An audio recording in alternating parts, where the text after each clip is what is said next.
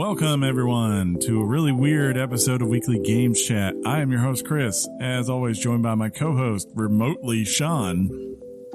What's going on, people? Yeah, this is weird. I'm actually in the comfort of my own home today. What? Yeah, we're never doing this again, by the way. Never. Well, it turned out better than we thought. Like last night, we're testing the sound, and I'm using the mic I use for DJing, which, of course, I use in a live environment, through a DJ board, and it just wasn't sounding the same as the mic we use normally. Yeah. So Chris was like, dude, let's just do this. Tomorrow, you just grabbed a mic. It's going to be better. I'm not worried about it. And literally, when we finally get on where we're recording right now, Chris is like, there's no reason to test. Let's just go. You sound fantastic. I am like the messing with things as we talk. It's just and this funny. Is when you say, I actually needed a pretty much by Chris just then. Yeah, pretty much. Hey, but what about and my other co-host? Oh no. Yeah, apparently he is sick. He was like messaging. He's like, I'm not feeling good today, and he was swamped at work, and I felt really bad for him. And I was just like, look, if you feel sick, like truly sick, like not like I just don't feel good, but like you feel like you're getting a fever, don't come over here. It's like I am swamped in my job right now this week. I couldn't stream last night, and now I'm trying to get another thing done, which is going to impact this episode. Shaun knows what it is. Yep. So it's going to be really interesting. Well, this is weird because I'm able to kind of control my own screens now as we talk. I got to be honest, I'm digging it, but at the same time, it's weird because to not maximize or not stress our resources, we don't have video going. I'm hearing Chris through my headphones through his webcam camera, which is different. It sounds more like a phone on speakerphone, and like I said, we don't see each other. We like that interaction, but because this is such a weird episode, I was telling Chris on the drive home. Like we say, it's a weird episode. John's out. We're going over our topic. You got a thing going on. My wife, your wife, is not in town, so it's just like let this be the quirky May episode of 2019. Let's do it. Yes, one off. Not really. What'd you get into this week? I mean, there was a lot of NBA basketball, which was really messed up for Game of Thrones, right? Because I'm watching Game of Thrones, but at the same time on my phone, I have the game pulled up, and I'm watching this game is tied, Game 7, Raptors and 76ers, and right as that battle was starting, right? What I'm talking about, Shaun. Yeah. That's when the game-winning shot went down. So it was like, but then I completely just threw my phone down. I was like, good job, Kawhi. All right, Dragon. The thing was, I completely forgot about NBA basketball. Yeah. So the next day, after Game of Thrones airs, I'm sure that if they're fans of the show that listen to us too, obviously they're people who listen to us and like Game of Thrones. You have your sites you maybe go to for your feedback. I'm sure we got our fans who hate. I don't want to say hate, but maybe they're not satisfied with what's going on in season 8 so far. Yeah. Or there's some of us we have go to, episode review websites or people on YouTube that we go to. So I'm making the rounds, and I know that mine always take a little bit to update, especially since I get into work early Monday. So I click on ESPN.com, and apparently the shot Kawhi Leonard makes is one of those shots that you're like, how did that just happen? Only time where it was literally a walk-off Game 7 tied game buzzer beater. Like that has never happened before in the NBA playoffs. And then the way when you watch it, so the first thing I'll do is I'll watch the shot, and I'll see that that's how the shot goes down. Then when I watch it again, I'm looking at the crowd, because one of the things that really just makes me, be awestruck in the moment is that moment where the crowd is breathless. And then as soon as the shot goes in, after, like in this case, it bounced like 3 or 4 times. It's pure just joy. Pandemonium. Yeah. Pandemonium. Unless you're Joel Embiid, then you're crying. Yeah. And I want to give a shout out to the Philly fans, if we have any that listen. I mean, think about where you guys were a few years ago. You were in a known, I forget the term they used, but basically you were in rebuild mode. Yeah. Like things were going to eventually be to where they are now. I think you're 1 or 2 key players away. Well, the sad part is they're going to have to go blow that team up now. Yeah. But I was going to say they were 1 or 2 players away. I think they needed a true point guard. Yeah, I heard that on the radio, and I went, you know what? Well, they had Mark Fultz, but they traded him to get Jimmy Butler, which is a good move.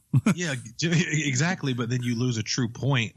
Yeah. And on a team like that, I think it really thrived having a true point guard. I don't know. Well, I'm officially on the Bucks bandwagon to win it all. I think this is going to be like, I mean, maybe I'll be wrong. Maybe they'll finally show their youth a little bit, but I honestly believe that team is about to be kind of the way it was like the first year Golden State like won, where I was looking at the finals and you're like, they're playing Cleveland with, and yeah, sure. Was hurt. Kyrie was hurt, but you're like Kevin Love, LeBron James, they're going to win this, or I'm sorry. It was the last year in Miami. That's what it was.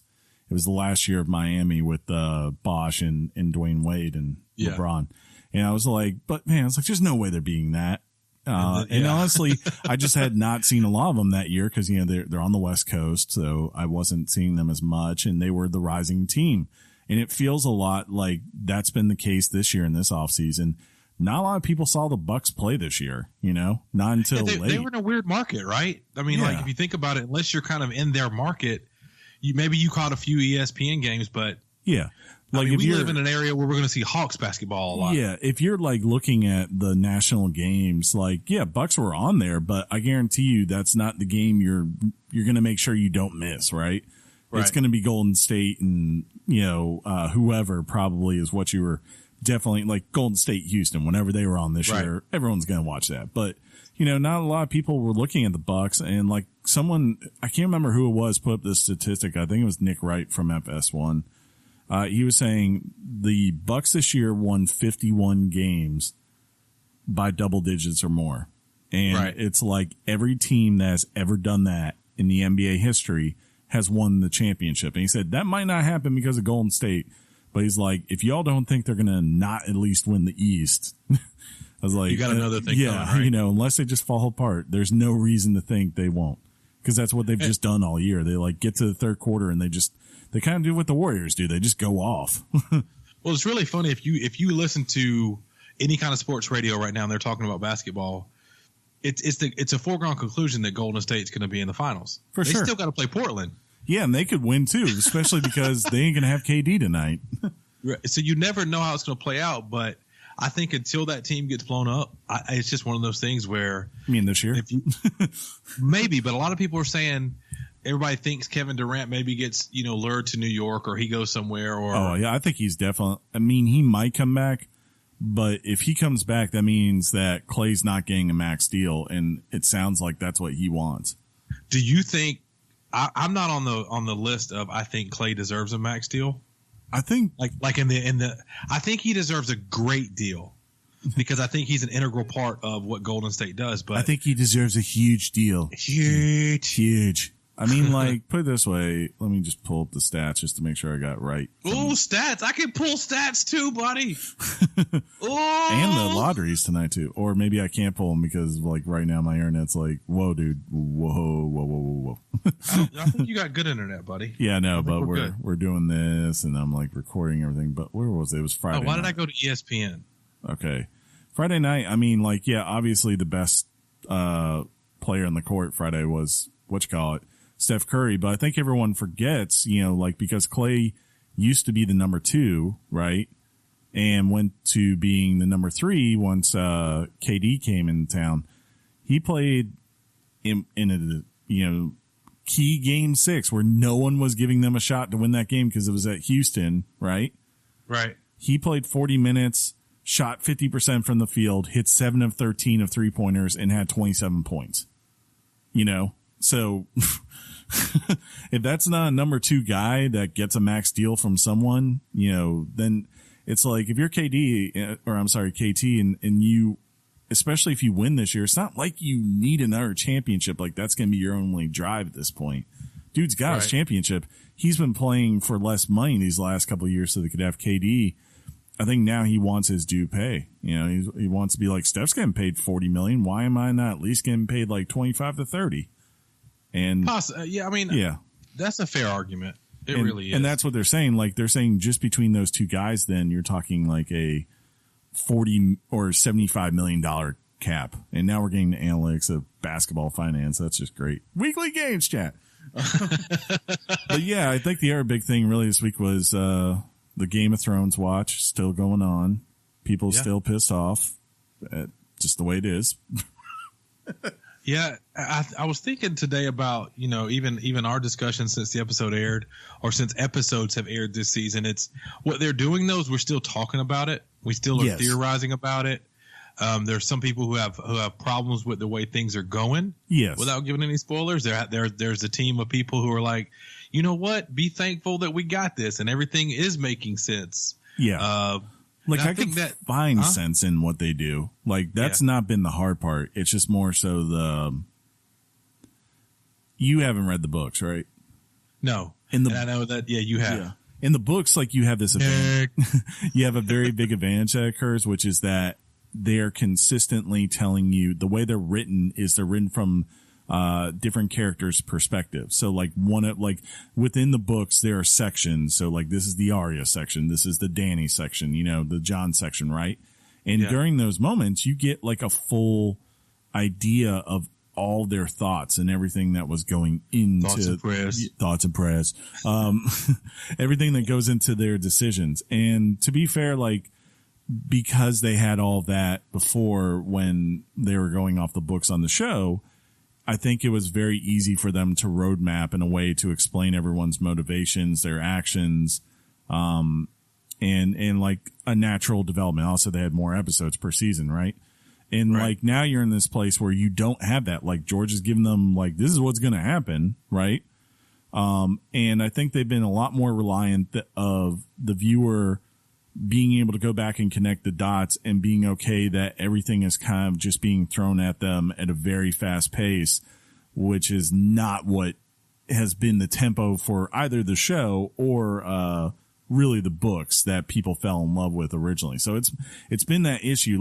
I have a feeling that if George ever finishes these books with what we got Sunday night, I think that's what's going to happen in his books too.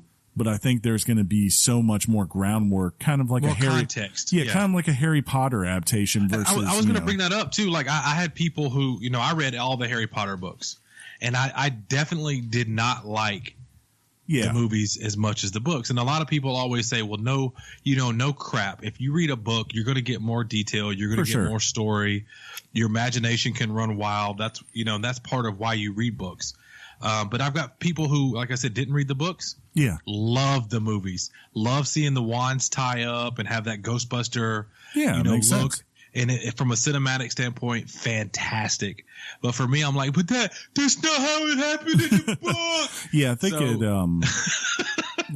it's just that's the only part that's really aggravating to me personally. It's just I get why they're doing it. It's just that now it feels a lot more like a TV show that I'm used to, which is basically instead of explaining people's viewpoints, you're keeping things suppressed so that it's a good shock on TV when it actually comes to, right? Yeah. I feel like we can spoil things from last season at this point, right? Without giving too much detail. Let's do this. There's 50 million people that watched the episode or something like that last night. So. We don't have the millions that listen to our show. But let's say this. This is right now. If you don't want to hear spoilers for the end of it sounds so terrible. But I'm so glad my neighbors for once can't hear you doing that. If you don't want to hear spoilers for the end of season 7 Game of Thrones, just one part of it, fast forward a minute. Okay. Last year with Arya and Sansa, that was the big one, and Littlefinger, right? Normally you feel like you would have seen this groundwork between the characters discussing things and getting an idea that Sansa really understands that Littlefinger is full of crap, right? And that, she's using him in that thought process. Instead, it's kind of just delegated to a line of her playing off of what Littlefinger says to her. And then like there's the scene in the hall where then there's like the big reveal, right? Like, nope, Arya's not the one on trial. It's Littlefinger. That just feels very much more like something you would see on a TV show than what would actually happen in the books. So that's where, that's where people are coming from. Right. And spoilers. I totally get that. Yeah. Now, if you tune back in to Weekly Games Chat, you are spoiler free. The one good thing about being able to have my Facebook up as you talk, with the notes, is I just saw a sponsored ad by a place called Goldbelly, and what they do is they ship this person the Chicago's legendary deep dish pizza. No, so it arrived. Yeah, they got services like that now. They do. My dad does that for crab cakes from Baltimore. From Baltimore? Yeah, from B-More. And those are the ones, is that the ones he brings down when you are at the brew and y'all are having the crab? Yeah. It's like $60-$70, but they're so good. They're like the best crab cakes I've ever had. We had a guy that worked with us in the department, you and I both, the last time you worked together in a department. And we had a guy who's no longer with the company, but he came down and he was the one that first got me on a particular website about getting pizza shipped to you. I wonder...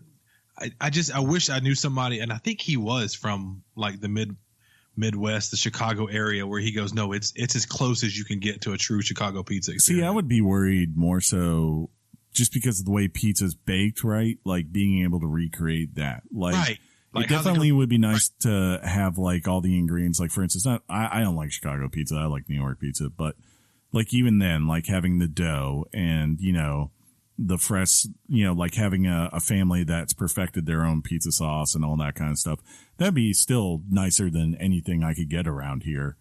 The one I've always wanted to do from Chicago is that hot dog place, Portillo's. I always see it in places and I'm like, man, I want to try that and see if it's any better than our terrible Varsity in Atlanta. What was that movie Salma Hayek and Matthew Perry was in, and she shipped him a Fool's Rush In? Was it a Grace Papaya? Yeah, it was Fool's Rush In, where she shipped him a Grace Papaya hot dog. And ever since then, I've always wanted to have one of those. Huh. The last time I was in New York, we're on the street that place is at. And I'm like, how do we not go have a hot dog? Got to. There's no ending to the story that says I had a hot dog. We kept walking, no hot dog. Boo. But yeah, do you want to get to? Well, I was gonna say, because normally we talk about like movies we may have watched or whatever, but guess what? Yeah, that's the topic. We can't do that today. Have you figured it out yet? Let's pivot to the topic. Right. Topic time.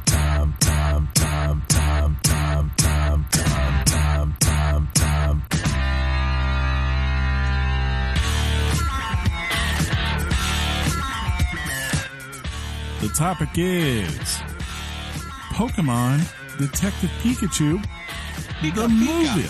The movie. It's a movie. Yeah, to add to the quirkiness that is today. Hey, let's talk about a movie that is really tied into us gamers as far as some of our earliest childhood memories of video games. I want to first off start off thanking the Pokemon Company for realizing that there was a gap in the weekly games chat schedule for a topic. The schedule, and knowing that we needed some help this week. We were talking. We were like, wait a minute, we could go watch a movie, and I was like, all right, cool, well, let's do it. Because I mean, and technically, you've already. I don't know if you started it, but last night you were able to start playing the game that we're going to talk about next week, which is good. I played it a little bit. It's always good to have more time to talk about that too. You know what I mean? Yeah. So I agree. But this is everyone has had their hopes on this one. Let's just be honest, video game movies, unless it's like something from video games kind of being adapted into something else, they just don't have a great history as movies. No one has really figured it out. I think it's mainly, personally, from someone who kind of looks at the film industry almost as much as he looks at the video game industry. I've always took as it's because I think Hollywood wants to adapt things to be cookie cutters of what they think works, right? And it never, all those things. It's a hard formula to master. Yeah. Thinking that what works on a video game with a how do you do Final Fantasy? Right, a boy or girl sitting in front of their, computer, and they got their, they're playing their MMORPG, or that you can make the same experience from, holding an Xbox or PlayStation controller. It just doesn't always equate to the film. And it's because a lot of the things we see in video games are so far like out there, it's hard for a theatrical audience to really find that boundary to where it makes sense, other than the fanatics who initially go see like one of those movies, on an opening weekend. So it's like you're looking at things even now, like this fall with Sonic, and everyone's just looking at this. And I think if you're a video game fan, you're going like, how is this for me? Yeah. It's like, especially like me personally, of the three of us, I'm the Sonic guy, right? I'm the guy who grew up with the Genesis. Yeah. Old Sonic Lockhart. Yeah. And I love those things. And man, I used to be hardcore. Like I would get up every Saturday to watch, I get up every day at about 6:30 to watch the one Sonic TV show, and then I'd watch the other Sonic TV show, which was a little bit more darker and serious, on Saturday mornings. That was part of my rotation. So like when I see this movie adaptation come out, I'm just like, this is not Sonic in any way. It's like, there's no chili cheese dogs. There's no nothing. Where's Tails? Why aren't they on Mobius? It's all those things. But it is nice, like I think the hope with this has been one, Pokemon Company, they don't have to concede anything. That property is worth so much. It's like, look what Pokemon Go did for the world. Like millions of people played Pokemon. And millions that never once picked up a DS or a Game Boy or any of the systems that Nintendo's had through the years that they've put these, games out that have also just sold millions upon millions around the world. And because of that, you just knew, like, for once you have this kind of like the only other time in recent memory it's happened was when Blizzard made their Warcraft movie, right? Where you're like, okay. I still need that sequel, by the way.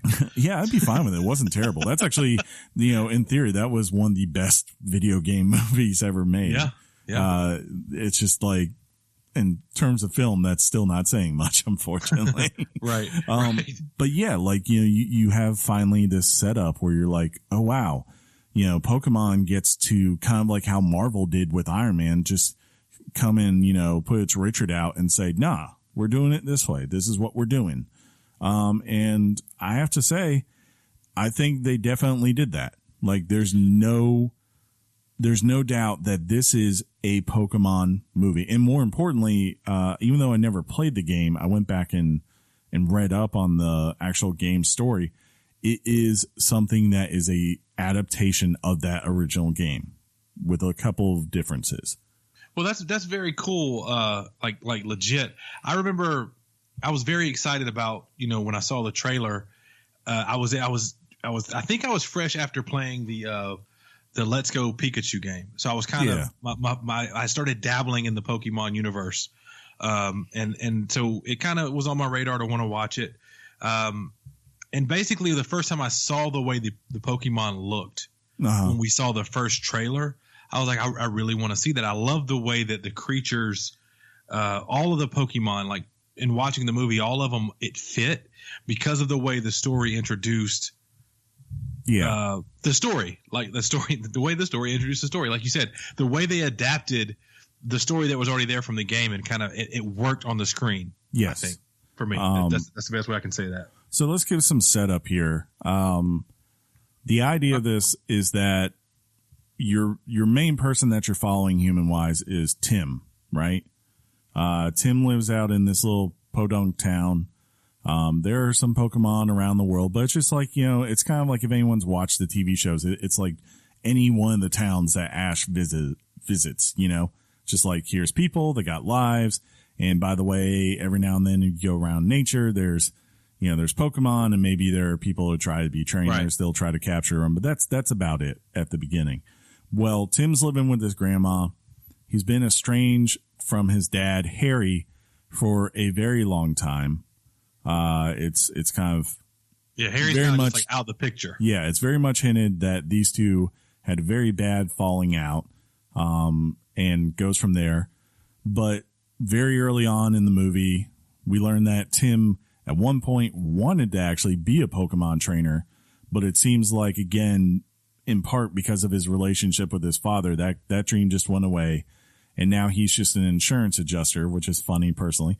And there's actually a pretty good, I think there was a couple insurance adjuster jokes. Yeah. They're like, what are you going to get a raise for? Like senior insurance adjuster? And he's like, that's actually 2 raises up. Yeah. Yeah. And I was like, oh my God, that's so accurate. That's so funny. But actually the funniest part to me in that opening scene, getting off track from the plot here for a second, did you recognize who his friend was? No. His friend is the cab driver from freaking Deadpool, which shut your face. Yeah. It makes total sense. And it's just kind of sad. I was like, how did he not ever come back in this story? How do you not put Ryan Reynolds and him on screen again? They were so good, right? That is fantastic. Hey, Chris. Yeah. That's a fun fact. That is a very fun fact.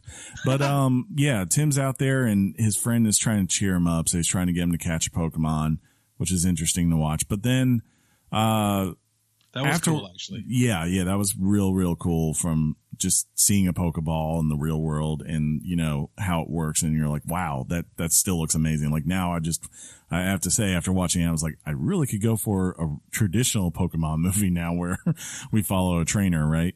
Yeah, that's actually a great point. The way the ball looked, the first time you saw the Marvel, what was the first Marvel movie where you saw for me, I think it was they made Iron Man. Probably Iron Man, and you're like, oh my God, they made this guy look real, and kind of BA in a real vibe, real world type movie. Yeah, not so much the Mach 1 Iron Man, but when the first time you see him in the Mach 3, and he goes and takes on those terrorists, that's when you got sold that Iron Man was awesome. Yeah. And that this world was awesome. And in a very small way, seeing that Pokeball, yeah, you're kind of like, oh, that's awesome. Yes, this could be great. Yeah, for sure. But so very early on, Tim basically learns that his dad has perished tragically. He was in an accident. Not very many details are given, but you do find out that Tim's dad was a detective for the Rhyme City Police Force. That's how you kind of find out when he's hanging out with his friend. He kind of gets that notification and he's like, well, this is bad. I guess I got to go over there. Yeah. And he doesn't want to go there because basically this city is unique from anywhere else in the world. It sounds like where it's become a city that is where Pokemon and humans live harmoniously. And I have to say, you're wondering how long does this take to get to Rhyme City? Not long. The first 5 minutes, there's a couple Pokemon in your city. I was like, man, they promised me a lot of Pokemon. And then we get to Rhyme City and everywhere you turn, there's a freaking Pokemon. You're like, there's pandas and there's all this and there's one of us directing traffic. This is awesome. Yeah. I have to imagine our friend of the show, BK, just losing it when he watches that.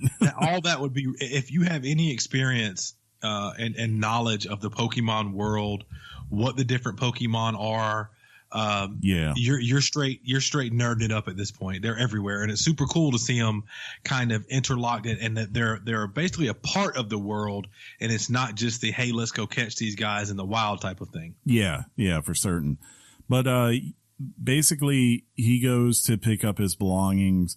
You get the idea that's introduced that basically the detectives of this police force, they're always partnered with the Pokemon, right? And you meet Ken Watanabe's character, which I always like him, even though he's hard to understand because of his accent, but he's just always so good, whether it's Inception or this. That's where I saw him last, I think. Yeah. He was in that. He was in Last Samurai. He's a really good actor. I think underappreciated.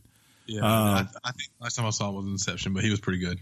But yeah, he's trying to give guidance and through all this, eventually he ends up at his dad's place.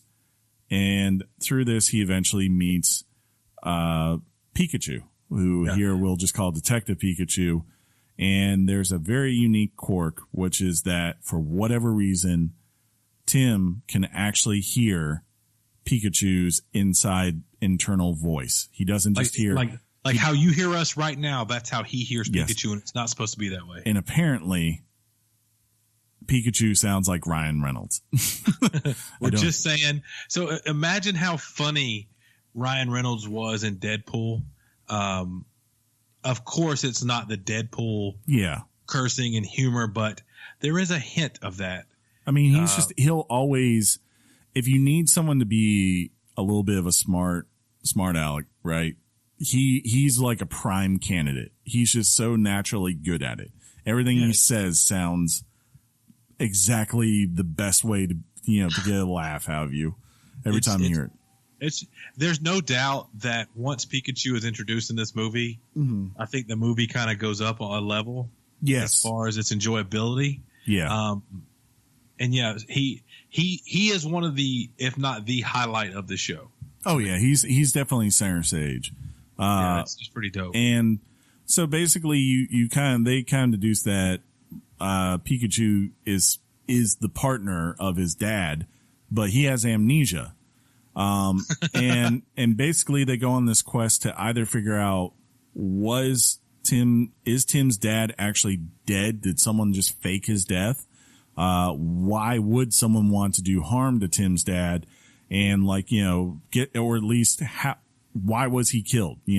That's the journey that they go on. And from there, it kind of turns into a road trip movie, as we go through various parts of the Pokemon universe in this world, right? And how Tim deals with that.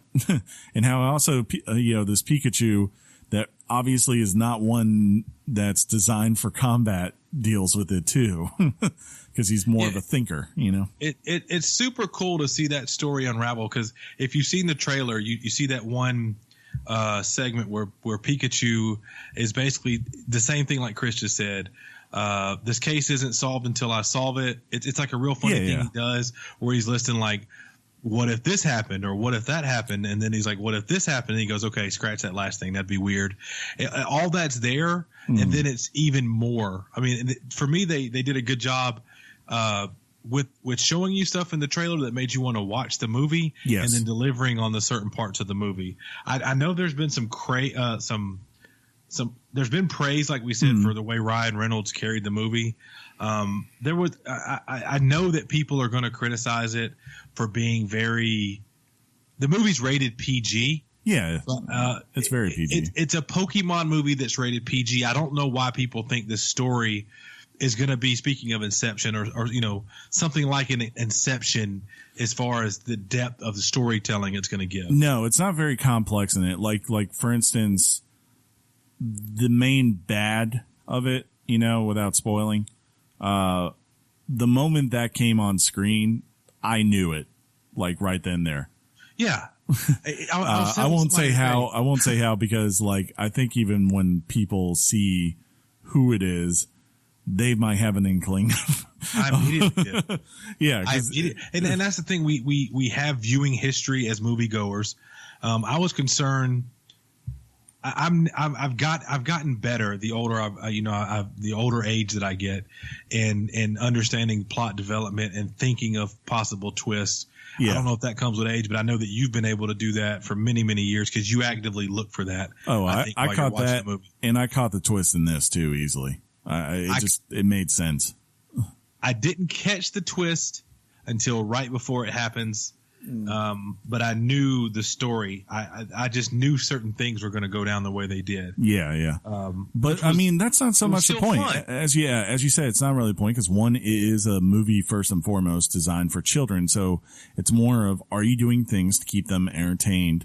And then also it is to its credit. I think if you're a Pokemon fan, because where I think the first quarter to maybe half of this movie is very much traditional, and it's holding your hand if you're not familiar with this Pokemon world as it guides you in, right? And starts to introduce you to weirder things. I mean, when you come up Psyduck the first time, it's here's this Pokemon that gets humongous headaches, and if they go too extreme, he blows up and it, hits everyone else. Okay, so that's a really funny. I thought he blew up. Yeah. That would be horrifying, right? He doesn't blow up, which is good because once they introduced that element, my grown brain went, movies don't just introduce those things and then they leave them alone. to a kamikaze designed. And speaking of which, I don't know that I've ever seen a Psyduck.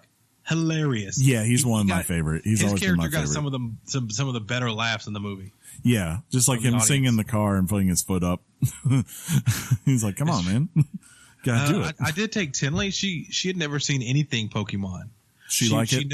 Yeah, she did like it. She of course watched me play Pokemon. Let's Go Pikachu. She likes the Pokeball. Yeah, that I got with the game, and so she recognized things, but it was fun to see her kind of engage in the story again. That was a positive because she's under 10, and she wasn't confused. It was enjoyable for her for, the way the world was even presented to us from that, like the Rhyme City when we saw it that first night, the way the neon was glowing. That was the movie. See, that was one of the parts that really impressed me the most was the aesthetics to their world. Like, for anyone who's a fan of film, like, it was interesting because, this is in its essence, it's a noir detective film, right? Yeah. One of those classic ones. And the first thing I thought when I was looking at this world, I was like, this looks like Blade Runner to me. It's just not as grim looking of a world as Blade Runner is. And I wonder if that's what they were going for. It's really not a bad. It feels like that, it just feels like a brighter world of that. And like, as you said, like when you see the city at night and you see the neon lights and everything, I can understand, like it was reported that Ryan originally wanted to not use his voice, but wanted to kind of go for more of a classic 30s detective voice, that kind of thing. And I could easily see it being a fail, but I could have also seen because of the aesthetic, it actually working too. So, like that would have been cool to see them commit to that. But regardless, like the way the world looks and sounds, and is designed, whereas a lot of other video game movies, they just kind of feel generic. Like the most atrocious, of course, is the Super Mario Brothers movie, which looks nothing like Mario Brothers, right? Right.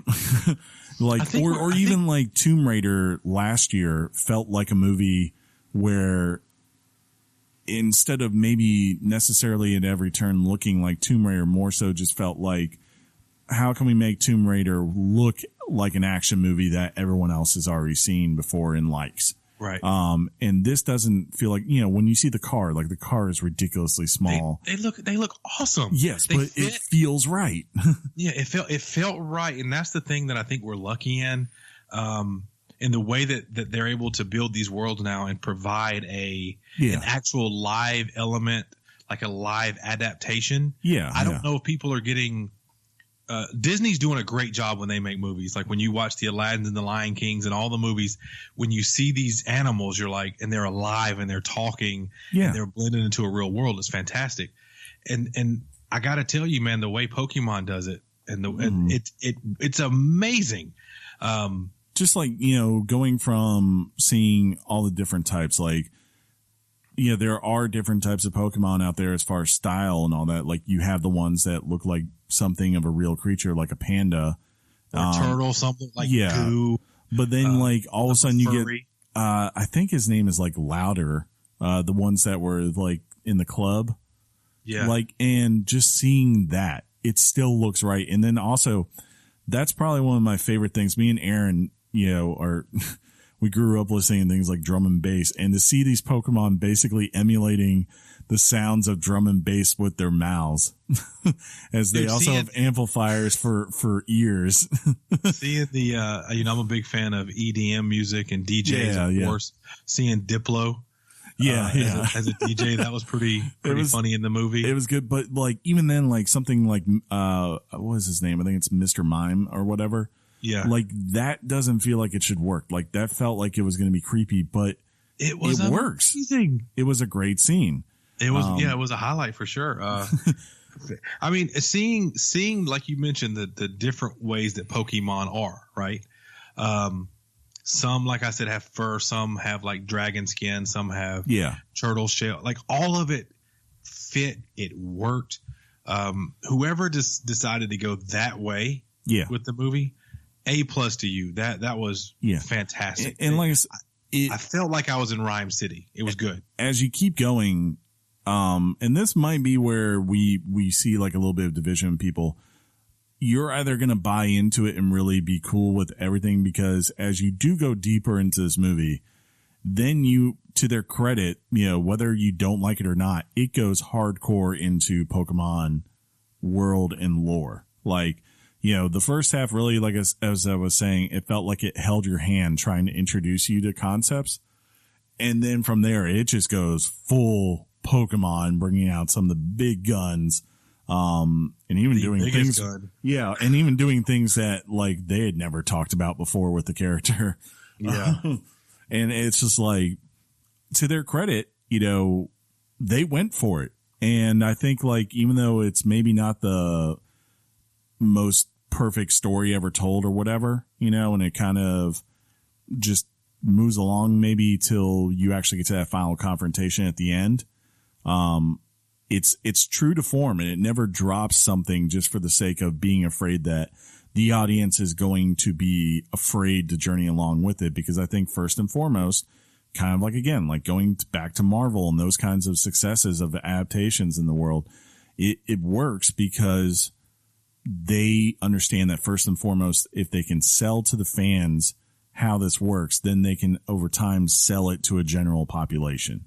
You're absolutely right, dude. And like I said, I'm nowhere near, say, a BK on Pokemon. Yeah, near am I. I just had so much fun in this movie. It like you said, when it got to the serious tone, it wasn't serious on a like a scary level for me. No. But like my daughter, who I said is under 10, she starts hearing the music change and the vibe of the movie changes. She gets a little scared because the tone of the movie kind of starts to change a little bit. Because it starts going hardcore in the way that the different Pokemon that you're about to be exposed to, the way they are. Yeah. They have abilities that things happen, but they're able to do that.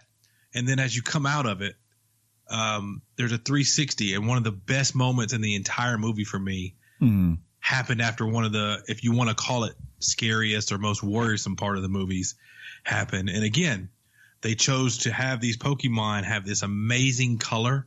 Yeah. And this entire thing happens, which I think that made me actually go, I like this movie a whole lot. Yes. Despite the fact that it's got a bland plot or a PG plot, however you've seen people on the internet say it. A kid movie plot. It's a kid movie plot, man. But as an adult, you're going to like it if you Yeah. If you remotely like Pokemon, if you really like Pokemon, I don't see why you wouldn't like it. Yeah, not everything has to be Shakespeare to be solid. It just needs to be honest, well constructed, and feel like everything fits, you know? The criticisms of the Sonic movie right now is it doesn't feel like it fits. It just feels like, what if Sonic showed up in Nebraska or wherever the thing is, you know? And you're like okay. And Jim Carrey was a guy named Robotnik. Yeah. It's like, come on. This feels like everything in here, from even like, as you said, like when it gets scary or more emotional, to where it goes just completely far out there as far as just like, yeah, this is a Pokemon movie. It feels authentic, and it feels like it was well thought out, handled with care. And I don't see how anyone who is a fan of Pokemon, unless you just were hardcore, that the same ending for the game be what transpires in this movie, right? Like, you're that kind of guy. Do you know if it is or not? It's a little bit different in the way, like, like what they're doing in this, as far as the, you know, the thing that like kind of kicks them off on their journey. Yeah. That's still in the game. The big person that shows up, or Pokemon shows up, is in the game, and there is a connection between Pikachu and that character, kind of like here, right? Yeah. But it's a little bit different. It's not near the same type of direction, right? Of what's going on as far as like everyone's motivations. Well, I'll tell you what, man, Pikachu is adorable. And I want more. And I didn't know this. As we're talking, I go to Wikipedia. Mm-hmm. I see the word sequel. I scroll down. And apparently, as of January of 2019, before this movie even was released, a sequel is already in development. Huh. I wonder how that's going to work. I don't know. Do you know Oren Uziel? That's who signed on as screenwriter. So that makes me very. I will go see the sequel. Yeah, I had fun, man. It was a for me. I didn't get to go watch it with you. Yes, I ended up going with Tony and Aaron. And Aaron isn't a Pokemon guy, and he loved it. Oh, did he? Yeah, that's good. Yeah, Tony and I were like, well, we know Pokemon a little bit. Yeah, we're not super I know he plays a lot of Pokemon Go and all that. But yeah, I mean, like, I've yet to have a person who's come up and actually seen this movie and been like, I completely just hate it. And I guess the only reason I could think of is that you just don't like Pokemon. And if you don't like Pokemon, this movie isn't going to do anything to win you over. Let's just be clear. I will say if you're neutral on your like of Pokemon, but you're not sure why people like Pokemon, this movie will make you understand the connection a little better. Plus, it's got the theme song in there in a very great way. I love it. I think that was an excellent nod. For you people that have wondered when the last time that a Pokemon movie was in the theaters, that would have been 2000 when Pokemon 3 the movie came out. And I'm pretty sure that was a cartoon animated. Yeah. And they've always performed pretty solid for like how much they spend on them, because the hardcore fans, they always go. I'm not sure where this is standing on Rotten Tomatoes. I know that the last I checked, it was doing good. Yeah, I think it was like around a 70. Which is good. Is that the audience or the critics? The critics. I mean. Oh, cool. Yeah. I mean, that's got to be one of that's good. Which, I mean, like, by default makes it here. Let me just check. It might have dropped down, but let's see. Drop? As of right now, wow, John Wick's at 95% right now. People excited for that. Wow, Pokemon ended up losing? Wow. Dang, Endgame. You just make all the money. Still won. They're still at not a fresh, but they have 64. It's a 64%. I mean, and average score from the audience is an 85. Say they liked it. Yeah. So people like it, which is great. That's where we fall.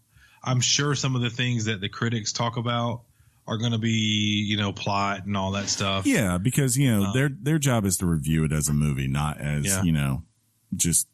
And that's perfectly fine. It's what I do a lot of times, when I'm looking at things, I'm not going to say this is a perfect movie. I think but I think again, to one of its advantages, it's not a super long movie.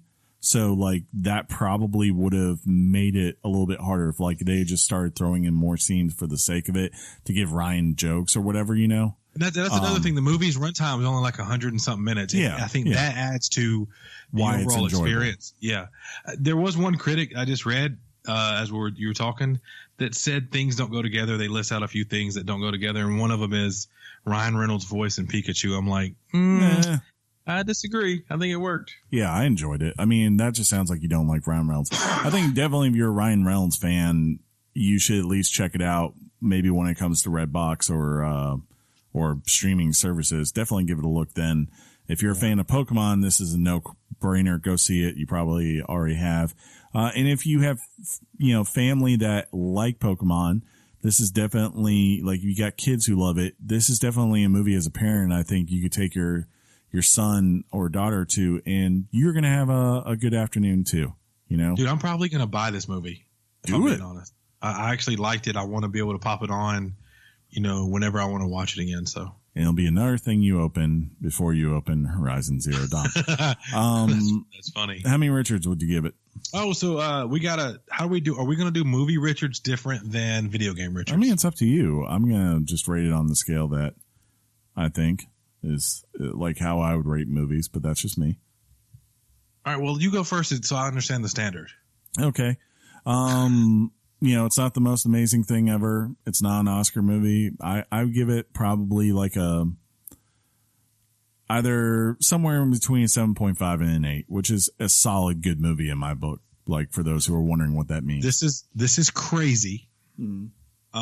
Almost verbatim, I would say it's probably a 7.5 or an 8. There you go. And like you said, if you go into it if you want to just have a good time, I think you're a weird person if you come out of it and didn't have a good time. Exactly. I don't understand. Like I said, you have to really be going in like, I don't like Pokemon. I got dragged to this movie. Yeah, and even so, I hate Ryan Reynolds. Yeah, that's crazy. But I do want some of the gear they had in that movie, like the shirt the main character wore. Yeah. I definitely want that. Hey, dude. Yeah, we did a movie review. We did. We've done them before. We'll do them again. We did it before. Oh, don't. Yeah, we did it with Warcraft, with Tomb Raider. If it fits the video game thing, that's right. We'll definitely do one for Sonic. I'll go watch that just so I can come on here and let the flames. Technically, Aladdin was a video game. I think we got something for that week. I'm just kidding. Let's go do some news. All right, let's do it. Hot off the press and straight to your ears. Weekly Games Chat presents the news. News! We did it! Yay! I wonder how much they actually heard you. It's probably just me. News! There it is. John's not here, so I put Red Dead news in here. And he can't do anything about it. Yeah, he can't stop me. Red Dead Online leaves its beta. Rockstar released a massive update for Red Dead Online and announced the game has left beta. A massive thank you to everyone who participated during the beta period. Your feedback has been instrumental in helping us fine-tune the game so far, with many of your suggestions implemented in today's update. And we'll continue to implement more of your feedback in future updates to come. The update includes a new co-op and free roam missions, dynamic events around the world, various posse versus modes, including bird shooting, which just sounds cool, poker at every saloon now, and a new showdown mode and new play styles. The play styles they're saying are actually like one of the big things, right? Because you can choose defensive versus offensive play style. Mm-hmm. Offensive just kind of default stats and everything in the world.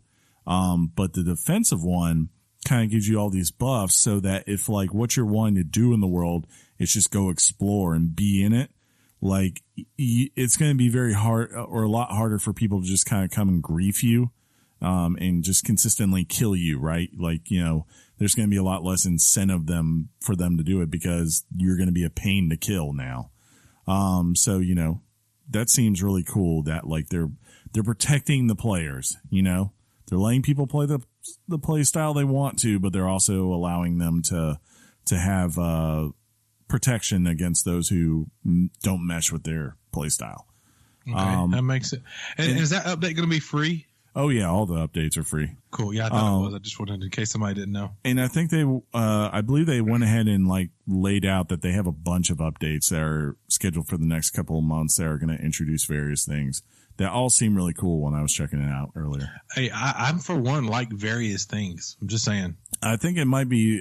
I'm kind of like one of these people where I thought about playing the beta. I was like, you know what? I'm just going to wait because I want to experience this in a way that, you know, one, we had so many games to play, but two, just so that like I can actually see everything that's in this as opposed to going like, cool, I can just ride around with people online and I have to wait for the features to come, you know? Now it feels like you're finally at that good starting level. So I might. Since we're about to enter the summer drought, it might be time for me to hop on Red Dead Online and check it out. And that Red Dead Online could technically be a topic. It could. I mean, I'm just saying. I think it's the reason why every week everyone's kind of amazed, but it's like, yeah, it's probably the reason why when I look at the sales every week in the UK and MPD every month, Red Dead's still, you know, top 5 every month right now. Yeah. And then there's GTA 5 right behind it. As it should be, sir. Yeah. That's funny. Big news for people like that are fans of WoW like myself today. WoW Classic has a date. Blizzard is ready for you to not only return to Azeroth, but to go back to its origins in WoW Classic on August 27th. Players will be able to play the vanilla version of the game and explore the original 2 continents, Kalimdor and the Eastern Kingdoms. All players with an active subscription will be able to create up to 3 characters to explore the original Classic. And somebody here wrote for the Alliance. Of course. I am for the Alliance, but I think the official release it or for the Horde. No. It's going to be awesome because they also announced a collector's edition that's going to have a statue of... Whoa, you just cut down. Okay, you're back. I'm back? Okay. Well, hold on. Let's Yeah, you're good. Keep going. Well, hold on. You're breaking up a little, but... I'm breaking up. Yeah, let me check the call. I wonder if I'm breaking up because I do hear the air come on. Yeah, no, you're fine now. I don't know what happened, but it seems fine. like... Ladies and gentlemen, if you hear that, remember I'm at my house, he's at his. This is amazing that you've heard us this far. But you're able to get a collector's edition, which is going to have a statue of Ragnaros and some other goodies in it. It looks amazing. I actually probably going to get this collector's edition because I think Ragnaros is one of the most BA looking bosses in all of Warcraft anyway. It's going to be very cool. I know that as of May 15th, that I already say this, that certain players will be invited to the beta. So that's cool. Hopefully you're one of those. This is something people have been wanting for a while and it's here. So for a while, let's have fun. Yeah. Speaking of things people want for a while, changes to Anthem. After failing to meet expectations with the tumultuous, I think that's how you say that, launch, BioWare is planning to make changes to its development and release strategy. EA CEO Andrew Wilson addressed some of these problems. Quote, the reality is it's not just an EA challenge, it's an industry-wide challenge. You're moving from what was initially a BioWare game, which would be somewhere between 40 to 80 hours of offline play, to 40 to 80 hours of offline play plus 100 or 200 or 300 hours of Elder Scroll game that happens with millions of other players at scale online. As the games have gotten bigger, that system isn't working as well as it's done in years gone by. So what you should expect from us is that it's not just about changing the development processes in the game. It's not just about changing the Q&A process in the game, although both of those things are being changed dramatically inside our organization right now. But it also comes down to changing how we launch games. With all its troubles, Anthem's still managed to be the best-selling game. John said January. The game came out in February, though. It's probably fine. John is stricken with sickness. He doesn't know better. I think they have to do this. I love that he tries to shed some positive light on it. Yeah, it sold well because the hype was there. I don't think that they should. Which one did it say? But it all comes down to sickness. Is somewhere in there about marketing? No, but I think how we launch games. I took that as the way they marketed it, and that's not what he meant. He actually meant the actual launch. It was there, man. This game, what could have been the game. Yeah. And it just is not. Yeah. I mean, to me, this sounds like a thing like that, a CEO of EA should be saying, right? Because you don't want to ever throw one of your studios under the bus, but at the same time, I don't think he wants to throw EA on a whole under the bus. So this was a lot of good political speak. I mean, when he says these kinds of things, I'm like, but there's nothing to believe that the actual core way in BioWare, the way that normally BioWare made games was wrong, right?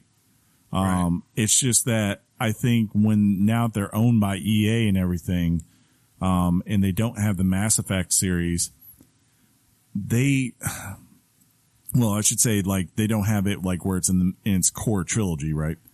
I think they just don't know how to do what probably BioWare needs as easily, which is to say, we're going to stay by you and let you go off and make a game and have to potentially fail at things and restart and not put a hardline date on everything, right? And we're not going to announce things too soon.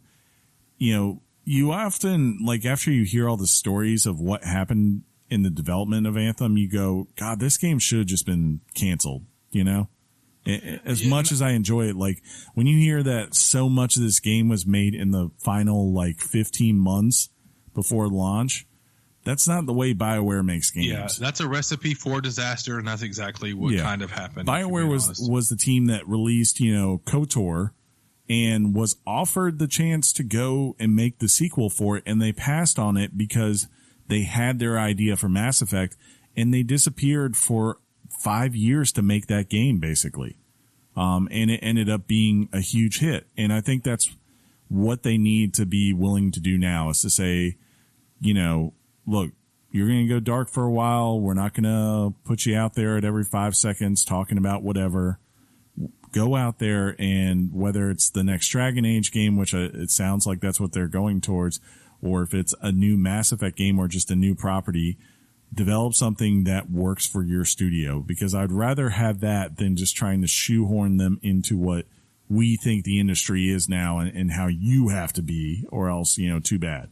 Right. Yeah. I mean, yeah. We'll see where this goes. For sure. Where EA Access is going? I was going to say, I know where something's actually going now. EA Access is coming to PlayStation.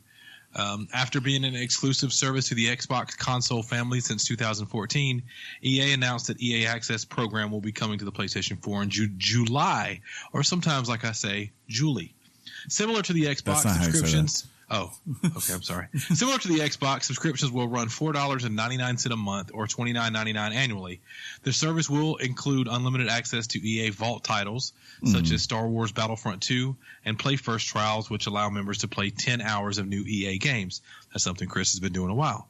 Sony originally was against the service in 2014, stating, "We don't think asking our fans to pay an additional $5 a month for this EA-specific program represents good value to the PlayStation gamer." Mm-hmm. Oh, how times have changed. I think they finally had that realization that, before I don't think they'd want to do that, because it would have meant giving discounts to players, putting EA in a situation where with this vault, you pay them a fee, and now all of a sudden there's all these games that people aren't actually going to buy from PlayStation, right? They're just going to pay a fee and they have them there. And I think, I can understand why they waited, but yeah, they kind of got proven wrong on this. Maybe not so much the 10-hour thing, because that's kind of been up and down for EA games, depending what the title is. It's like, if it's something amazing, you see it early and you're like, oh my God, this is great, and it makes you then want to go buy the game. On the other hand, you get something like Anthem and, you're like, I'm out. Yeah. People pay for 10 hours and they're like, nah, I'm good. What else is good? Oh, I want to say something to do with killing Nazis. Something with 9s in it? 9! Wolfenstein Youngblood. According to executive producer Jeff Gustafsson, it will feature level design that's similar to the Dishonored series. In addition, the game will contain more activities and side missions than previous titles. Quote, "I think players will see a lot of similarities to the level design in Dishonored games, so in that sense, it can be a little bit different as an experience, but it can be for the benefit of the game, especially when it comes to finding different ways of approaching a combat scenario or a mission or in general." Gustafsson indicated that the new side missions and challenges will be added once the campaign is complete to ensure players have an incentive to return to the game. This is the one where it's like you're playing as Homeboy's kids, I believe, in the future. I think it's like the 80s or something like that. The future. Looks cool. I hope it's really good. That would Bethesda needs something like that to perform well, so I'm rooting for them. I always root for Wolfenstein to do well. 9. Because again, killing Nazis, right? Right. They were bad. Very bad. Very, very bad people. Speaking of things that are bad, but nowhere near on the level of the Nazi regime, plagiarism. Bethesda investigates plagiarism. Bethesda came forward with the announcement that they were investigating claims of that related to a marketing initiative for the upcoming ESO expansion, Elsewhere. Bethesda published an unnamed ESO themed tabletop RPG adventure based on the rules for the 5th edition of Wizards of the Coast Dungeons and Dragons. They appear to copy an entire adventure from 2026. Ouch. Why does that not make sense to me? I think he meant 2016. Okay, so let's say from 2016, because 2026 is in the future. The adventure looks like multiple aspects of the 2016 Adventures League scenario, The Black Road. Mm-hmm. There are some allowances to mirroring the work of Dungeons and Dragons. However, that does not extend to the content of adventures themselves. The Black Road was written specifically for a part of the Storm King's Thunder adventure path and remains unprotected under copyright laws. Copywritten, so don't copy me. Yeah, that's some serious business. And if I'm them, I'm definitely not wanting to, you don't want to be in a position where you keep putting that out there when you have these kinds of things come up. So hopefully they can figure it. I honestly don't know. I haven't played either one of these things. Like, if you self-report like an NCAA violation, you get like a lesser penalty. Like if you go out and say, hey, we plagiarized you and we're sorry. My guess is that they get sued, they would probably just work for a settlement and say, we're sorry. And they'll pull it from the game and it won't ever be there, Yeah. Kind of like Starbucks cups. Oh, yeah. Right. But it is what it is. Hopefully if someone was purposely trying to rip this off, they are no longer with the company. Speaking of no longer being, no, that didn't work. Penny. Basically something happened last week and me, you and John watched it and this was one of the things from it, huh? Yeah, there was let's just say you don't want Bethesda to reach some breaking point. Speaking of breaking points, right. Ghost Recon Breakpoint has been revealed. Tom Clancy's Ghost Recon Breakpoint has been revealed as a follow-up sequel to Wildlands and is set in the fictional archipelago. I can't say that word right. Archipelago. That's fine. I like that it's there. Of Aurora in the Pacific Ocean. The game is set for release on October 4th for the PC, Xbox One, and PS4. The game will follow Wildlands and allow for full 4-player co-op. The game will also launch with a PvP mode. New features include class system, loot in the open world, light survival elements, and prone cameo. In addition, Breakpoint will be on the Epic Games Store for purchase only, passing over Steam, which is big. Right. Yeah, another one for Epic. That little last tidbit's probably bigger than the announcement, I think. But yeah, you saw this though? Yeah. Did you notice? Look, I played Wildlands, right? And that dude that isn't predominantly featured, especially in the high, detailed trailer, the cinematic trailer. And he has a beard in the game, and he wears a hat backwards and got glasses. I feel like they redesigned this character a little bit. And, now he's got the long guff beard. And it looks like he's kind of got a shaved head. And I was like, did they just put Kratos into Ghost Recon? Like, did they make a modern day Kratos? And I was like, that, if so, it works, because that style of, the character in these games, that works. Yeah. Yeah. But that's a really funny, thought. And it's got old, Shane from Walking Dead is the villain in this one. Bernthal? Yeah, old Punisher. He's John Bernthal? Yes, that's his name. Drop! I did what? You did it. Hey! Do a head bob. I can't see it though. That's funny. But he's the villain. It looks like there's a big drone thing going on with this. They kind of made it a fictional area because you do a lot of horrific things in these games. And I think they didn't want to take slack, for being like, why are you killing Bolivians? Funny. But I have to say it looks really good. And one of the things people are like, why is this game coming out in October? Apparently now Ghost Recon Wildlands is like one of Ubisoft's best selling titles ever. Like, I didn't ever play it. That's crazy. Yeah. It is like one of the secretly biggest hits that has happened. And like, there was a period, I remember this, like when we were looking at MPD every month, you just kept seeing Ghost Recon Wildlands still appearing on there, kind of not as much as maybe as Grand Theft Auto does, but pretty regularly. Regularly. I definitely might check it out. Though I think we're going to check it out, especially since it has the full 4-player co-op. Yeah, but we're already playing that. That has the makings for a great stream on our Twitch channel. For sure. And also has the possible guest to the show and or experience for the three of us. For the show. Is your favorite number 6 or 7? 7. Oh, speaking of 7, Final Fantasy 7 is back. Yeah. After an E3 reveal a few years back and disappearing, Final Fantasy VII Remake has made its return reveal on Sony's second State of Play showcase. Ooh. During those years, the development has moved internally to Square Enix. Square promised more to come at E3 in June. It also should be noted that they still plan to make the game episodic. Can I say it looks like some Final Fantasy VII?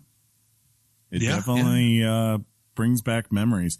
But does it harken a memory? Yeah, but I refuse, even as pretty as these things are, I refuse to give this game any more attention until the day that, like, you know, I literally can pre-order it and, like, there's a release date and I've heard it's gone gold and all these things, because until then, it's just an idea, man. It's just an idea existing out there, and I refuse to get hyped up for it. I did think about you and playing 15, because on the other night on Twitch, apparently it was one of the most popular streams going on that night. People playing Final Fantasy 15. Yeah. So I actually got to see a little bit of action in the bro car. Oh God! Eventually get the bro plane. Like, wow. He wasn't lying. I thought of you because of this Monster Hunter expansion. The Monster Hunter expansion was given a long trailer and will be released, or in a release date during last week's State of Play. The expansion will be released on PS4 and Xbox One on September 6th. The reveal featured new and returning monsters, as well as snow mechanics and a Policio. How do you say that, Sean? Palico. Ah, yeah, those cats, right? Yeah. Ability. That's nice. It's crazy to be in a world, still for me, that a Monster Hunter game did so good on a major console, and now we're talking about a release. It makes me excited. The game is so fun. It's good Looks stuff. Looks like it's like an ice theme here of what they're doing. So maybe I'll check that out at some point. Will you check this out, though? Medieval Remake. The Medieval Remake is officially making its way to PS4 this fall. The game will be released on October 25th, 2019. It is exclusive to PS4 and is being developed by Other Ocean Interactive. From a description on IGN, the trailer begins, quote, with a brief story introduction telling the tale of how Sir Daniel Fortesque lost his life defending the kingdom of Gallowmere from the evil sorcerer Zarok, who subsequently revived Daniel's corpse. The trailer features third-person running, jumping, sword-swinging, arrow shooting, no chainsaw fights, and more. Chainsaw fight! Complete with skeletons riding dead horses, mobs of zombies, and undead monks. Are they talking about World of Warcraft? Like, what's right. I feel like you could tell this is a game, like a remake of a very much older PlayStation game, because, you know, just hearing the names of things, you're like, man, I don't know if they would have gone with this today, but it definitely fit for a certain period. Yeah. It's cool they're bringing back. It looks really good from what I saw. I got to say the next piece. Yeah. I was pleasantly surprised by what I saw, kind of. I wasn't. But, you know, we'll see. Predator Hunting Grounds. A new Predator game has been announced for PS4 for release in 2020. The game is being developed by Ilphonic and is a asymmetrical multiplayer experience that will see one group of players in control of a fire team while another player will control the Predator.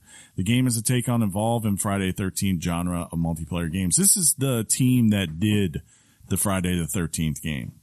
Yeah, that's why I think I'm excited, because I feel like they learned kind of the stumbles and mistakes they had from launch. Yeah.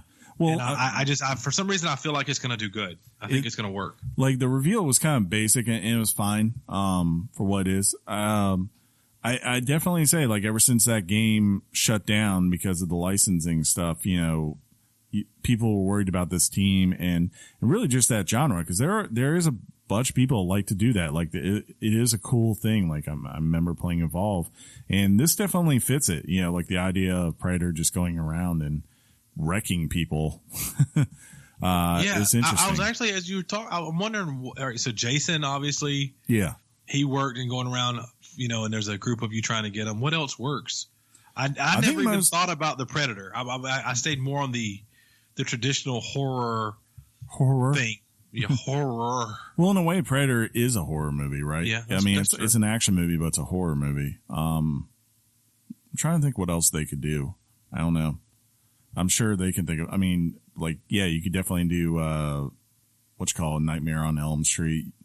But like this game, to me, the thing that's going to make me be sold on this, right, would be like, I want to have a part where I can cover my character in the mud and like be completely blended into a tree, with, you know, no way for the predator to see me because, you know, I've got my body temperature cool, but then like the mud is eventually going to start to wear off and all that kind of thing. That would be really cool, I think. That would be very scary. Yes, right?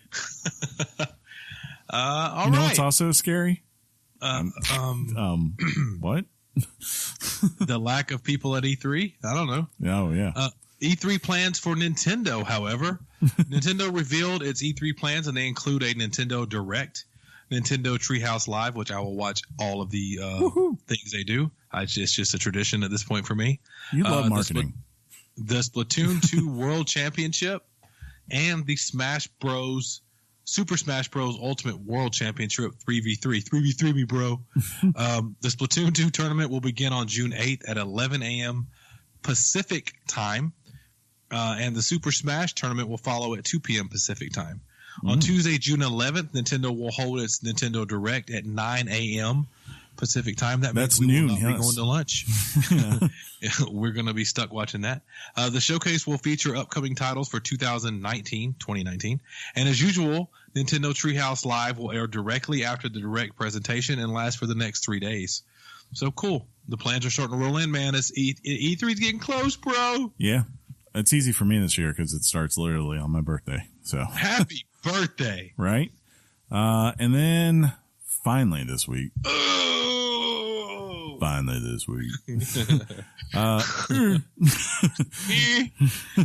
NetherRealm responds to controversy. NetherRealm Studios, the creators of Mortal Kombat and Injustice games, has responded to the allegations of, quote, predatory and abusive behavior. In a statement to Variety, the studio stated they, quote, greatly appreciate and respect all of our employees and prioritize creating a positive work experience.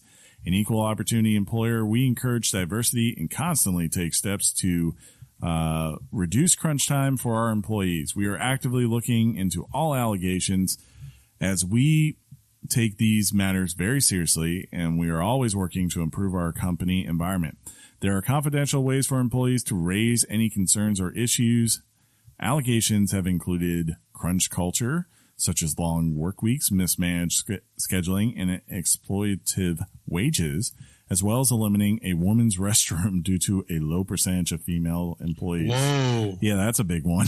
You can't do that. I think, honestly, John probably, if he was here, of course, would disagree, but I can't say I'm shocked, but I would just say that it is becoming more and more clear that I don't know how, you don't know every studio in every situation, so you don't want to ever just go, this is without doubt, 100% certain, and everything is just as bad as they say, right? But you also don't want to ignore this, that numerous companies, from big ones to smaller ones like this. Yeah, right. And you go, this is a trend. And I think it's a good thing these conversations are coming out because it is going to make eventually the industry is going to have to respond, especially if they want to avoid something like John's most favorite thing in the world, unions. It's the only way you can do that is to kind of bend to the will of your employees and say, look, we hear you and we'll do what we can to, to alleviate at least some of these concerns out there. Right. Yeah. It's a thing where, like you say, we're now in a world where if you have a hint of controversy on the way you're treating your employees with crazy work hours or not fair money, you can't just eliminate a women's restroom if that's true, and if you do, it can't be because we only have 2 female employees or something like that. That can't be your reason for taking that out. So it's going to be interesting to see where this goes. I'm sure there's going to be more on it. As long as the news team is out there looking for stories like this, we will see something else about NetherRealm and what's going on. What's funny is when you said in a statement to Variety, just a crazy, weird fun fact about Shaun. I enjoy watching the videos from Variety called 70 Questions with insert star. and you just go through and watch a guy walk through a house and ask 70 questions to somebody, and I am completely engaged on every one of those I watch. Okay, cool. End of rant. I think the other lesson here is that while they say that, you know, like they have ways for people to kind of confidentially raise any concerns or issues, I think it's becoming more and more clear that if you're someone who's an employee, you'd much rather, if you really feel aggrieved, you feel much more concerned or safer, right? Reaching out to the press, who you know will keep your, you know, everything you do confidential, than probably most managements. And that's a really big lesson for major companies to learn, because it can come back to bite you at any moment. Like, you could think, oh, we're doing great and then we're on top of the world, and then boom, here's a report. And, you know, God help you, like, it doesn't sound, I don't know, John didn't say how many people complained to them, right? But, like, you get some of these other companies, like, it was where it's a lot of people. That's when it's really freaking concerning. Yeah. Yeah. We'll leave it. That's well said. Yeah, we'll leave it there for sure. You want to wrap this up? You never. Just to be safe?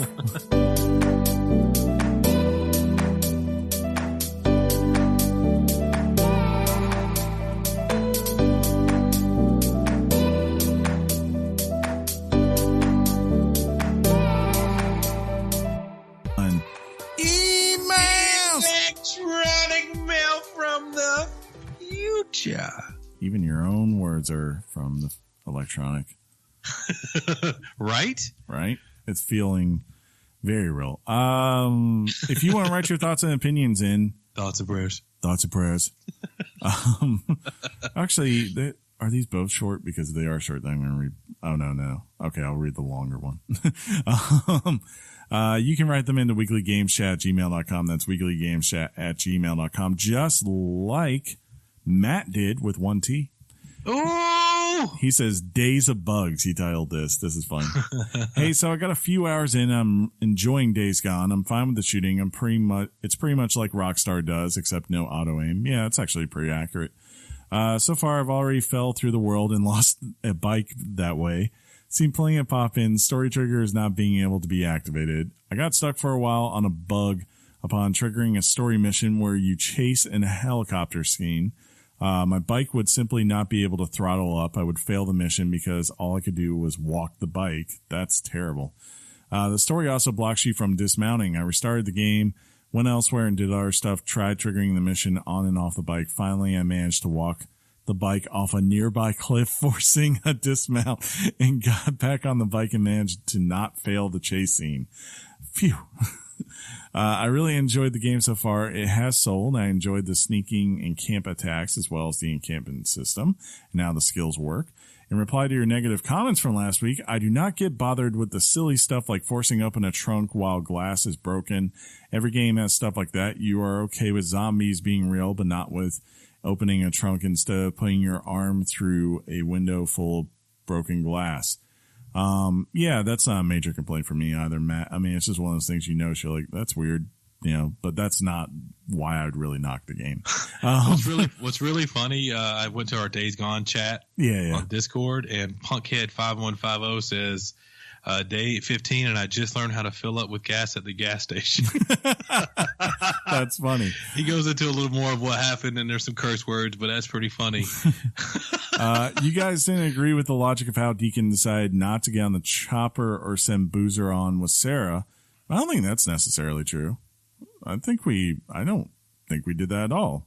What did we do? He said, you guys didn't agree with the logic of how Deacon decided not to get on the chopper or send Boozer with Sarah. I was like, no, actually, that made sense, right? Well, I think we did talk about it, and maybe it came off wrong. I don't know. Yeah, that could be. He was put in a weird position. You got a best friend who's going to die if you don't stay, and you've got a wife who's he made the choice of to say, I'm gonna, look, if I put her here, she's gonna be safe, and I'm gonna make sure that my bro gets out too. Booze man. But after I watched it, made perfect sense to me. Boozer made it clear he wasn't going on that Chopper. He did not want to separate Deacon from Sarah. Deacon, knowing this and not wanting to leave Boozer to die, sends off Sarah quickly before Boozer can fight him off with this decision. Sending Boozer was off the table and was made clear by Boozer. Yeah, I agree with you. You know, that all makes sense. I got that. If we said anything different, yeah. Maybe the way we explained it didn't come off clear. That was not a criticism of the game. The gas. It's true that the gas gets used up too fast, but if you look at fast travel and tells you gas usage, you'll notice that a travel which consumes 1 gallon pretty much empties your tank. 1 gallon of gas is not that much. Most bikes hold a lot more fuel. Let's assume Deacon has a custom bike and a small tank is all he had. We are rebuilding the bike in the game if you think about it. Yeah, it's not so much that it's early on you really can't fast travel that much. That was what it is. Eventually it does get bigger and then you can really That's what she said. then you truly can travel most of the map. But it's just waiting for that to happen. You're like, I gotta drive through the world. And that can at times that can get a little bit repetitive. And you know how John likes his fast travel. Think about that. Yeah. I enjoy games with restricted resources, so the gas doesn't bother me as much. It more so bothered me that in a game of restricted resources, gas was completely free and available at all turns in unlimited amounts. Not that, like I had limited fuel, in the actual tank itself. Quick VR speak. Doom VFR is fun as hell, but it's hard. Farpoint is cool. Great step in the right direction. I'm excited to see what we'll have on next gen. Anyways, thanks for your podcast, Matt. And then he sent a follow-up, very short one. He said 2.0. So I guess my bike bug really broke my game. There's a flashback after the helicopter. You know which one. Yeah, I do. Well, I'm not taking anyone on a ride. I see on Reddit others have had the same bug. I'm going to have to wait for a fix, I guess. They should have finished the game before release. Kind of disappointing. So I'm sorry. Yeah, I did not have anything that bad, Matt, but that sucks. Wow. Yeah. Sean, people. Yeah, I only got a few things. We're gonna keep this portion of the program quick. This is easily going to be the shortest episode we've had of Weekly Games Chat. Where are we at now? 126. Do not. We're not gonna worry about that. Yeah. We're not gonna worry about that. Some people got things to do. Look, we're a personality down. There are plans after the show for you that are big. We're giving them the best, Chris. At Tyrannotortoise said at Weekly Games Chat, literally just completed # God of War 4. Nice. If we had a clapping sound on our soundboard for you, right, that we could put in, we would do that. Good job, sir. Yes. Now I can listen to the spoiler cast from last year, and it will actually mean something. Yeah. Wow. Go beat those Valkyries. I think last week on this next one at Big Griff said I think last week we talked about redneckery or some sort of thing up in Oregon where I saw he posted this. Yeah, he said as far as Confederate flags and general racist garbage goes, Oregon, including Portland, has a long history of hatred and redneckery. Apparently, Oregon once was a haven for the KKK, and there's a picture to go there. So I should have brought that up last week because it is kind of a known thing that a lot of white, and it was one of those criticisms, right, with Far Cry 5 because it was in Montana, right? Like a lot of those kind of groups, those, white supremacists or just, even also gun nuts and all that, right? Like that's where they moved out to. Like that's where Ruby Ridge was, right? Wasn't that in Oregon or somewhere like in that area? It might have been Idaho. All that's out there. So, it never shocks me when that's in a game in that area, but it does feel a little bit weird, right? Living down here to see it elsewhere because it makes sense to us. We're all like, look, that's, there's a lot of good old boys down here and they like their Southern pride. Think about the civil rights movement, all the things you feel like happened in the southern southeast part of the world. So that's why when you think, I don't think of Oregon as being that, but I'm sure every state probably has some version of that. For sure. But that was crazy. And you always got to thank old Big Riff. He contributes to the Twitter feed of Knowledge and Fun Factory. Yes. No new followers to point out unless we accidentally followed some back before the show. If not, no problem. We're still rocking and rolling.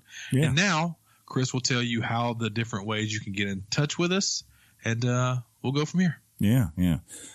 This has been episode, I believe, 204 of Weekly Games Chat. If you like the show, subscribe to us on iTunes or whatever podcast service you prefer. You'll get a new one episode, not exactly like this one. This is a really unique one, but still a new episode every Wednesday, except maybe at the end of this month. We might take a week off. We'll see. Just saying. Yeah. Every now and then we do take a week off. Speaking of taking a week off, I took a week off from Twitch streaming, but I will probably be back this next Monday at 8 p.m. Maybe I'll move it up if I can. I know one of our fans on there from the UK was like, do it during the day because they want to support us, but I just don't know if I could do it early enough where it would make sense for them. But maybe I'll see if I can figure something out and like try to stream at like say 6:00 so that it's at least 11 and you can watch for a little bit. Or maybe one day on your lunch break, maybe you order pizza and stream from the house. Yeah. Or just maybe when I'm on vacation one day I'll stream early, Yeah. If we were smart, we'd try our best to stream as much as possible, and that could become our new revenue, but we're lazy. Yeah. Terrible. But yes, if you want to watch us, just go Weekly Games Chat on Twitch and you can join in all the fun. And if you want to be notified when we do go live, a couple of easy ways to do it. One, follow us on Twitter. But the other way, if you're a member of the Discord, which there's a link on the Twitter page too, and you're on there, anytime we go live on the general chat, it will say we are going live. So you will be able to see it. And then you can click on it and join in on the fun. You can donate there, subscribe to us if you wish, if you want to support the show. Besides that, though, I will simply say it was a good show, Sean. It was good. We made this work. We are very efficient when it's us two. Yes, we are. We always It's all John's fault. John puts a clog in everything. F John. But anyways. Hey, speaking of which, John, if you do listen to this, I know you were under the weather. I hope you feel better. Yeah, You're one of my favorite people. Me too.